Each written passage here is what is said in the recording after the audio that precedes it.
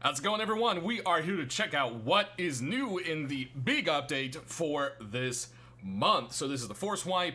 All servers should be wiping, and we've got some cool new things and some big changes to certain objects for you. So let's go ahead and jump right into that. Now, one of the things I wanted to go ahead and cover first before we get into all the nitty-gritty is some of the boring stuff. So the team has been actually working on everything. It's just incredible. There's so much going on. It's one of those things that is just like, wow. So basically, the team has acquired a few more people. If you didn't notice that from some of my other videos that I mentioned, they closed, well, not closed down, but canceled a lot of the prototype projects and put the pretty much all of Face Punch onto Rust. So we've got a ton of awesome expert people working on the game on top of the team we already had going. So HDRP and optimizations are going well, but they've done quite a bit of other stuff. There's been something called notice optimizations. They are revisiting their benchmarking. There is, they're doing some quality of life stuff in the background. They're working on some a bunch of just stuff. Garbage collection's been readjusted again. There's been some skin compression. Vulcan is being retired along with Linux. So Vulcan is, basically what was required with Linux. Linux is no longer being supported. I believe you can either... They have some kind of deal with, if you bought it, I think you can request a PC key. I think there's something like that. You guys can go ahead and check that out. They talked about it on a specific Linux blog itself a couple weeks ago. Small maps got large monuments again, so as long as you are 3,500 or 3,500 or larger, you should still have all the monuments. Anything below 3,000, you'll lose a couple of the big ones. I think Launch Site and Excavator. They have updated the helicopter sounds, which is really cool, the Chinook, as well as the military helicopter and the current helicopter. And they've also added a Doppler effect, so, depending on what angle it is, you'll be able to kind of hear the heli and be able to gauge where it is much, much better, instead of just kind of being a looming helicopter noise, which I think is a really nice detail with the games. They've done some other fixes to texture streaming, shadow quality changes, temporal anti-aliasing improvements, mesh optimizations, boom, boom, boom, boom, boom, guys. They've been doing a lot of stuff, and this is just a small bit of the optimizations that we're going to be seeing coming along with the game. So that's actually really nice there. Now you'll notice the startup little window isn't needed anymore because now there's a screen option here where you can set your resolution, full screen or not, VSync, and then you can just hit apply changes. So that is actually a nice little thing added to the menu there. You'll also notice there's a bit of an overhaul on the UI. When you pick up items, you see it probably the most. And this had to do with they had to reduce some of the GUI. There was a lot of overhead with it. Long story short, and Gary refined it but kept that same look, and it should be giving some better performance that ways. So that is a nice little thing there. So let's start out with some of the small stuff. One nice quality of life change is when you place a tool cupboard, if you're the person placing it, it now automatically authorizes you. So you see it popped it for a second, and then boom, we were authorized. That wasn't me clicking on it. It authorized on its own. So that is actually a really nice little thing, especially if you're doing your outside cupboards. It's just a nice thing. You can slap a code lock on it instantly and not have to worry about someone gaining authorization if you're in a bit of a bind. You also notice that the horse trough can now be placed on foundations. Yeah!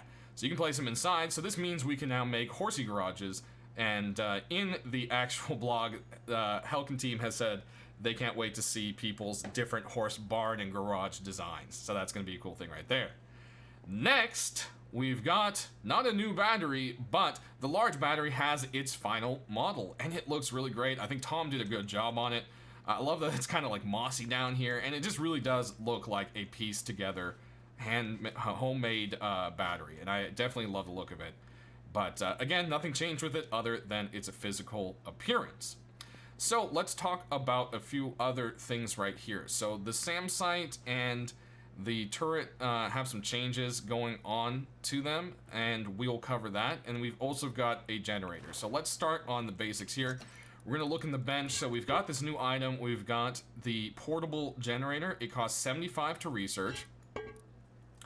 And, whoops, if we go ahead and take a look-see here, it is 15 high qual and 2 gears to craft. It requires a workbench level 2. So then, alright, so what's up with this generator? How's it work? Well, it takes 30 seconds to craft. Like I said, 75 scrap to learn, tier 2. It generates 40 electricity. So let's go ahead. You have to hold E to put fuel in it. As you can see, it's got only one spot now. Okay, so some of my older videos that showed that there was more, it only can hold 500 low grade. So once you get it on right here, let's get our wire tool out. You'll see 40 power out. It also has a force stop and a force start, which we will cover here in a second. So how long does this low grade last? Well, it's about 8 low grade fuel a minute. So that's kind of basically where it seems to be sitting. Now, this force stop and start, you can attach something to this. So basically this is meant to be a backup. This isn't meant to be a primary source of power. However, with batteries and so forth, you could make them as a viable source for power in a cave for turrets now, but it's not the best thing. I think eventually we will probably see larger non-portable generators that may be better fit for this. This little guy's meant to be more or less a backup or temporary generator, like you can take it to a raid kind of thing like that. And this force stop and start is basically used to, you can tell it to start when the batteries run out and stop when the batteries are filled. Or it could flick on when someone steps onto a pressure plate and, you know, etc. A timer, whatever you want to do. There's all sorts of creative stuff you can do with it. So that's actually a really nice little thing there. So turrets now. Well, the auto turret has had quite a bit changes. It does require electricity now. They run off of 10, so one generator could technically power 4 of these guys, but again, you know, it just depends. The fuel consumption there doesn't make it a permanent situation, just a temporary. It has 3 different outputs now. One for sending a signal. It sends a 1 volt signal, or 1 electricity, whatever you want to call it. Electricity sounds weird, so I'm going to say 1 volt. Of power to something to give a notification of no ammo, low ammo, and has a target. So if it can see something, it'll do that. So what we're going to do is we're going to go ahead and spawn. Let's see, spawn play, was it NPC, what is it? Player test. NPC player test. There we go. So you'll see that light is flashing as it has targets. Now, turrets have also been changed to be less drainable. The way they have it set is if within 3 bullets it doesn't hit a target, it will stop. So you can't just sit behind a wall and let it hit you. It's gonna have to make a hit every 3 bullets or so. That doesn't make it undrainable, but it makes it a lot less drainable and way more tiresome to actually drain it. So let's go ahead and talk about something else. As you can see, I can't turn off or hold E or do anything with the auto turret. That's because it has power. So you actually have to disconnect power from it to go ahead and access it. This is where you can do all your normal stuff, put it to Peacekeeper, add some ammo, etc. I'm going to go ahead and pull the ammo out, and we're going to take out, I don't know, a little bit like that, or not. What is going on here? All right, there we go, about 50 ammo, that should be fine. We're gonna do that. Now, one thing that is cool now, you do have to have authorization to authorize on a turret. So what we're gonna do is we're gonna de-auth, so you can see now it says auth, and we have building privilege, so we're gonna remove building privilege, and you can see I cannot interact with the turret at all. So as long as they're within a covered range, you have to have the cupboard to interact with them. That way, if power is cut to them, people can't just take over the turrets. So that's a little bit of a buff to their nerf, which is a nice thing right there. So let's go ahead and turn this sucker back on. Let's spawn.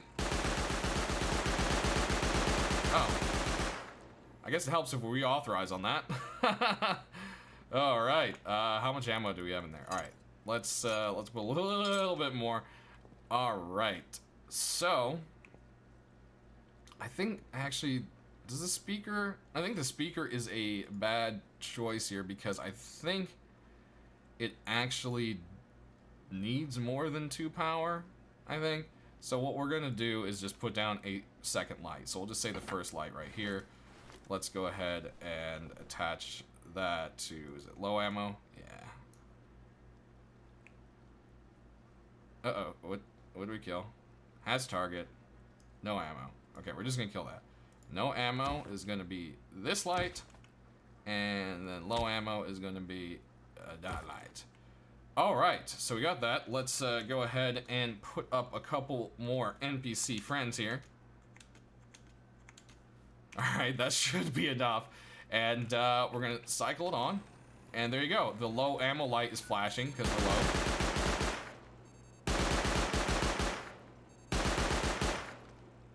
And we still have some ammo in there, so let's go ahead and just pull it and turn it back on, and you'll see that both lights are now flashing, indicating that it is not only low, but also empty. So that's a nice little effect there. Now, the reason we have a SAM site sitting here is, well, the SAM site has seen a bit of a buff. So we've got, you know, a helicopter already, the minicopter. Now we've got Big Bubba over there, the scrap transport. So we need a little something to do about, you know, the whole air thing. So what this means is the SAM site has been buffed a little bit for anti-air a little more. It now takes 6 rockets to fully destroy a minicopter, and the scrap transport, it takes 8 SAM rockets. The HV rocket has also been buffed. It takes 3 to take out the scrap transport and 2 to take out the minicopter. The HV rocket is now also faster, so you have more of a chance of actually being able to hit something in the air.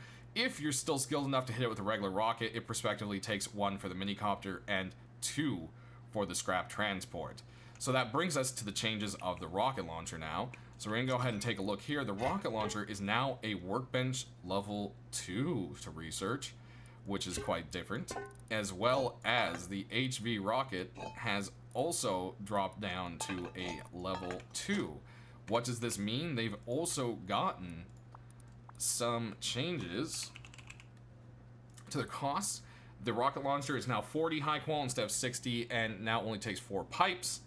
And the HV rocket has seen a loss of the cost of explosives, so it's 100 gunpowder and 1 metal pipe. It is now 480 for lethality, so it is also an anti-personnel rocket. They're hoping to see the rocket used as a anti-air, anti-turret, and anti-personnel use. And for raiding, it is absolutely awful. It does like 20 damage to everything, and I think it does maybe 40 something damage or 36 damage to wood wall. So they are completely useless for raiding. One more thing I did want to mention about the generator, you can buy it at Outpost as well, so I forgot to mention that. Let's see if we can pull them up. It should have been, oh no, it's not in that one. It must be the little store. Yeah, small generator, 175 scrap. So there you go. You can pick that guy up at Bandit Town as well. So with these changes now, there's a question of, well, okay, what's the best way to take out the auto turret? Well, it is now HV rockets pretty much. The grenade as well has seen a buff. The actual fuse has been reduced by 0.5 seconds to be a little more lethal. They have been buffed to do more damage, so they're more anti-personnel now. You can see 225, it hits someone directly, they're toast. They now also, in 10 of them, will destroy an auto turret. So it used to take like a ton. 10 now will go ahead and nuke a turret, which is a cool thing there. They should be a little more predictable on their throws. You can't cook them, but you can still drop them directly as well at your feet by right-clicking. So that has stayed pretty much the same. It also has a buff to the HV rocket for taking out turrets. It does extra damage. So you'll see 1 brings it down to almost half. 2 completely almost dead, and all 3. So it takes 3 HV rockets to take out a turret now. You can still take out a turret with pretty much 1 well-placed ensign rocket, but you now have another option if you want to kind of get there a little bit quicker, I guess, if you're a little more strapped for time. And as you can see, these things fire a lot quicker. It's boom! And they leave a nice little smoke trail behind them too, so you can kind of trace where the rocket is coming from, which I thought was quite nice. So that pretty much covers the rocket and turret changes right there. Horsies have seen another little bit of a change. They should be a lot better at their reactions, the way they move. They changed the way the server communicates with their movement, and they redid some things, and they should be a lot more responsive, get stuck less often, be able to go and turn a lot better. I feel like the horses do feel a lot better that way. Now, well, with the ability of a garage, you can't really ride a horse into a garage, so they've added the ability to lead it. You hold E on your horse and tell it to lead, and it will follow you. Kind of slowly, but he will follow you. To get him to stop, you just hold E, do stop leading again, and you're all set. You'll also notice that horses have taken a drop in health down to 400. This is probably in anticipation of horse armors being added, which sadly did not make it in this wipe. So let's get to the big old chunk of hunka that everyone is excited about, and it is Mr. Scrap Transport right here. So this thing is awesome. About 5 of them will spawn in a 4,500 world, so that's the standard world size there. So they are pretty rare. I think hopefully eventually all vehicles will be craftable, because being able to get something like this on day 1 is kind of a game breaker. We'll just have to see where it goes. Right now, I would say consider this stuff to be in testing. So Tom did an amazing job on this model. I love the look of it. This thing is absolutely crazy, and yes, it is a huge buff to groups. This is a multiplayer game. Groups are always going to do better when they pull the resources together. That's this kind of thing, guys. So it is what it is. It's got 2 fuel tanks, but you can only put in 500. It's just kind of a matter of where you want to look into it. You're going to have to land to refuel. You can kind of have, if someone really wants to risk it, you can kind of shimmy on the corner here, but I don't know if you want to do that in midair. But hey, you can try it. You can actually stand back here and shoot from this puppy. It's pretty nice, but from the back you cannot jump into the pilot seat. There is a co-pilot for that very reason. So again, X is switch seats as usual. The co-pilot can look around. They can use a weapon or syringe the driver, which is a nice thing right there. As the driver, you can use Alt to look around, otherwise you're fixed looking forward. So let's go ahead and give this thing a try. It's got 1,000 health, and it's a lot slower and, in my opinion, easier to fly than the minicopter. It has the same controls. Once you start to get in the air, you'll see all of the gauges actually work. So you've got heading and speed and fuel gauge, which I think is quite nice. And there we go. Like I said, this thing is very fun to fly. I love it.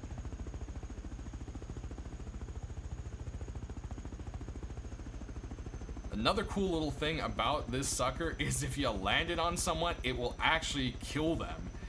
Because obviously it's a big, giant, heavy helicopter, it will crush people if it lands on them. So I thought that was actually a very cool addition. This thing is awesome. I can't wait to see it. How many people can you fit in the back? Well, guys, roughly about 15, 20 people. It's actually kind of crazy. You can fit a ton of folks in here. It's gonna be a bit of a rough landing. Oh, whew. Okay, we're gonna let that straighten out right there. I'm not the best at my actual landings. Now, it does work like the minicopter, where you can actually like move it on the ground. So we're gonna start it up. If you hold control, the helicopter will not go up, and then you can use the W, A, and D keys to move it around. So A and D is gonna pick your location. W is gonna make this thing drive forward. So you can see we're kind of cruising around right there like that. So that is a nice little thing too if you want to reposition it. As of right now, it takes 3 hours to decay. Putting it inside doesn't seem to make a difference, and I mean, yeah, that's kind of an obvious thing, because I mean, look at this sucker. It's trying to fit this inside is going to be a little bit hard. And it is kind of an OP item, so having to either take care of it quite a bit or find a new one is a little bit of a balance for the time being while it kind of spawns around the map, is kind of the way I see it. One last little thing, a couple little things I forgot to mention about the heli. It has a red glowing light in the back, which I thought is really cool. And it's got an actual spotlight as well. By jumping in and pressing your flashlight button, you can go ahead and toggle these on and off, which is a very cool little feature right there. As well as that, it also shows damage. So you'll see as it takes damage, it will start to spark at the dashboard for the pilot to see and catch flames on the tail, as well as start to smoke on the actual prop right there. Once you hit it and it's near death, it sparks more and more often, and the main rotor also catches fire as well. And finally, once it blows up, it breaks up into gibs, just like the actual heli, or the attack helicopter in game. And once the flames subside, you can actually harvest this guy for some metal frags back. So that is a nice little thing right there as well. So this is definitely something that's really cool, guys. It's been a great update. Very excited for all this stuff. There's still some really cool things to come. The HDRP is still being worked on, as well as we've got cars, modular cars, meaning you can build your own car kind of thing, coming up, and all sorts of other changes. I think we're going to be seeing some nice balancing to things, maybe even some loot table changes. Don't quote me on it. Don't quote me on it. I don't want to get in trouble.